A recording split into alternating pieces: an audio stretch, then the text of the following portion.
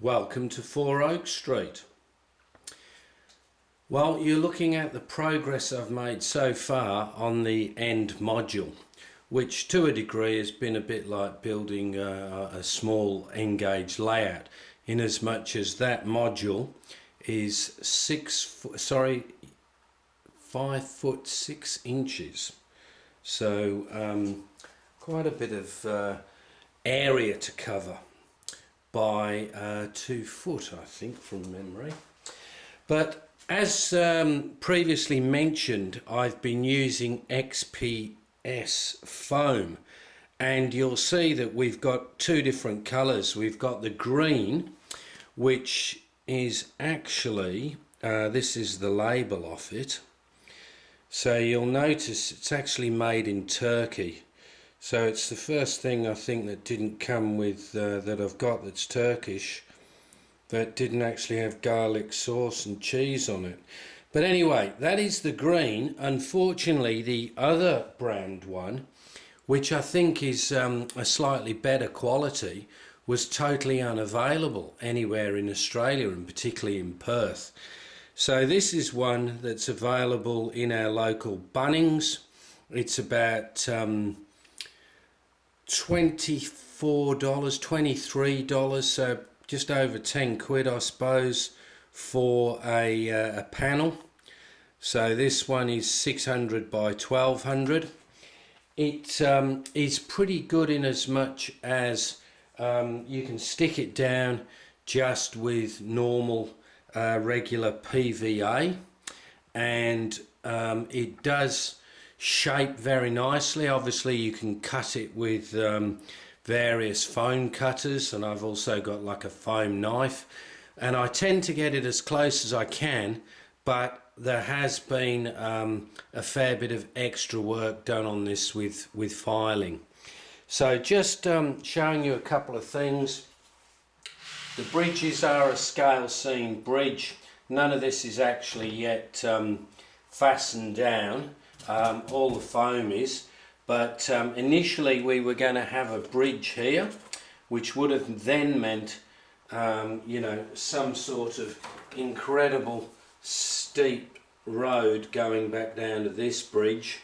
So what I decided to do was go back to a situation where, or rather have these railway crossing here. So what I've actually done here is there's some wooden blocks here. This is the piece, slots in there, and does butt up against the side of the cork. So it should be easy then to put some sort of cardboard for the crossing. And then you can see the shape here up to the side of the bridge. And then this here is the other side. So the idea was to try and get similar dimensions so the rise looked a little bit uniform. So you can see through here now we've got a nice cutting with these two tracks in, which I'm quite pleased. Bringing from here the same type of profile rising up here. And then the farm here. So what's interesting, I actually did the landscape sort of thing, and then I started thinking about the buildings, when in actual fact I should have thought about the buildings and then sort of worked on the landscape.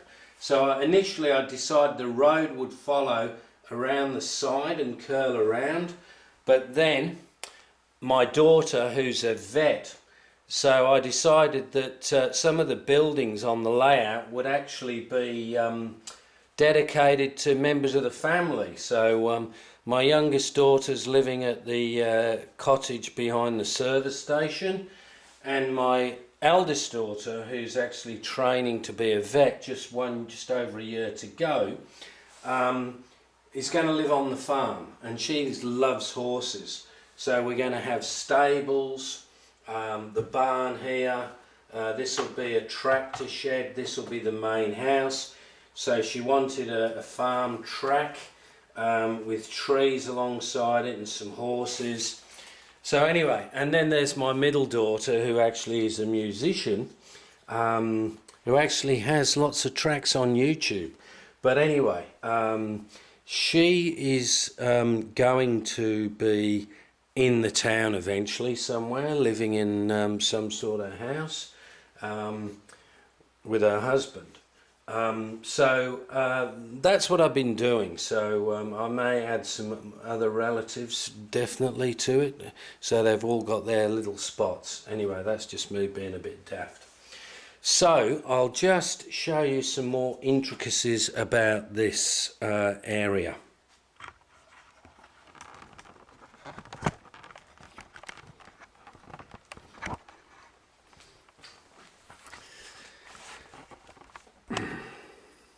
So you can see more of the buildings, and you can see here on the edge where I've actually had to add more foam in because I wasn't too happy, and you'll see lots of holes. So what I've actually done is just screw it down while it's gluing on the PVA, and then I've actually gone back and sanded it pretty much the way I want it.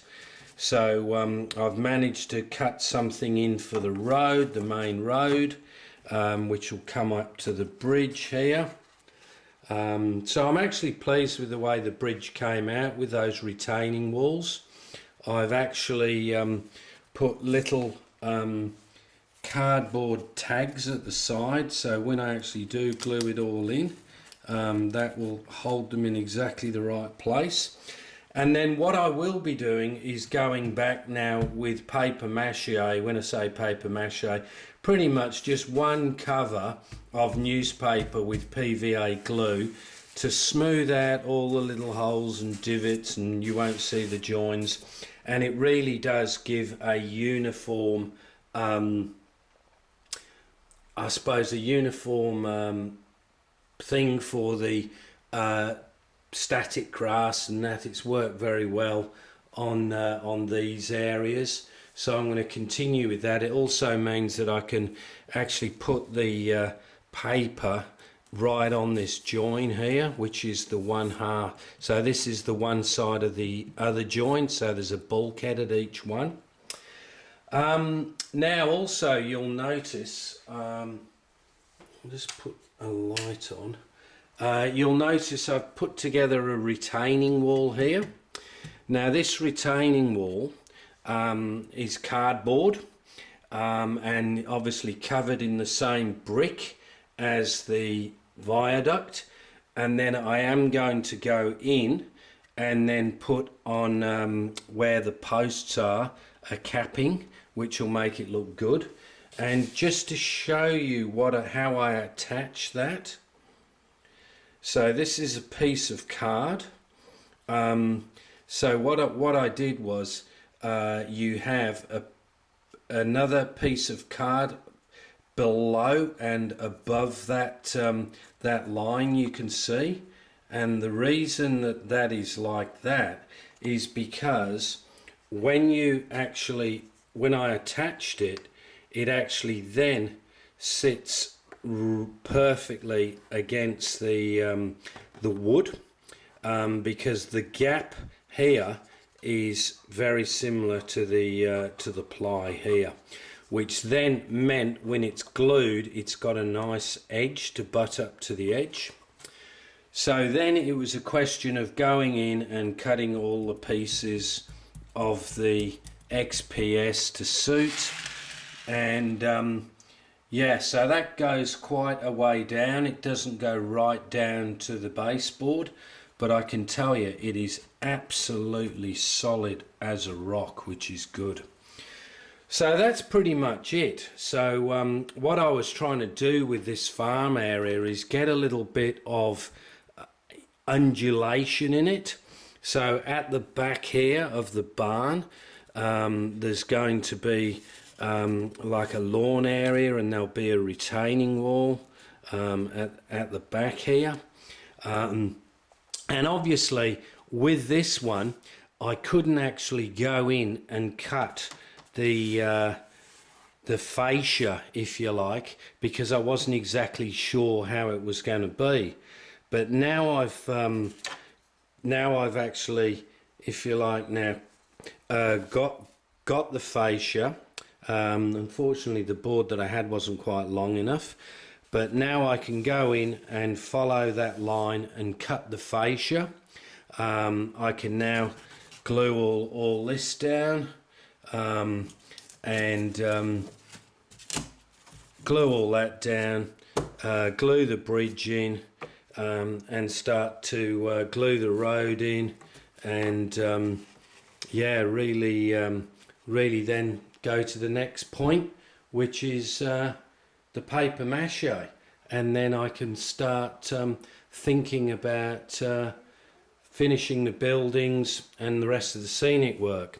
So I've now just purchased a keeper's house that will actually sit there next to the gates, and this road will continue through the distance. So looking from a distance, or you can see now how that now flows into the viaduct.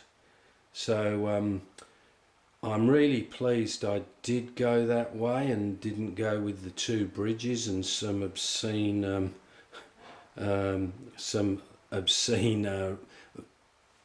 what's the word, gradient.